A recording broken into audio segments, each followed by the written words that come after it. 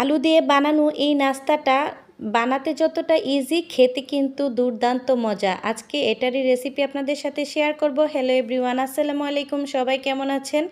আজকে আমি আলু দিয়ে এই নাস্তাটা তৈরি করব। যেহেতু এটার নাম আমি জানি না, এটা কিছুটা ফ্রেঞ্চ ফ্রাইয়ের মতো।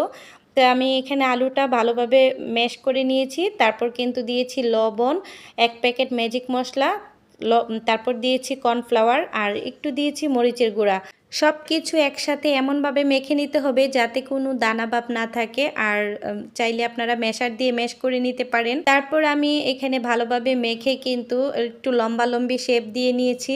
এই প্রথমবার বানাচ্ছি, তাই কোনো আইডিয়া ছিল না। তারপরও নিজের আইডিয়া থেকে যতটুকু যাই পারছি বানিয়েছি। আর বানানোর পরে তো এতটা খুশি হয়ে গিয়েছি, মানে দেখতে যতটা সুন্দর হয়েছে, খেতেও মাশাল্লাহ ততটাই মজা হয়েছিল।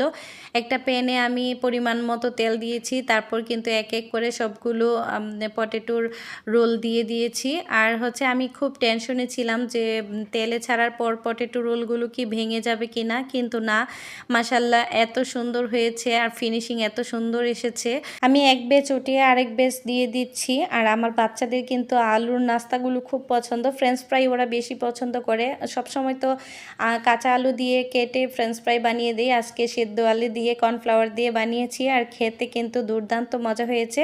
রেসিপিটা ভালো লাগলে শেয়ার করে রেখে দিতে পারেন। আর ভিডিওটা ভালো লাগলে অবশ্যই একটা লাইক দিয়ে পাশে থাকবেন। ধন্যবাদ।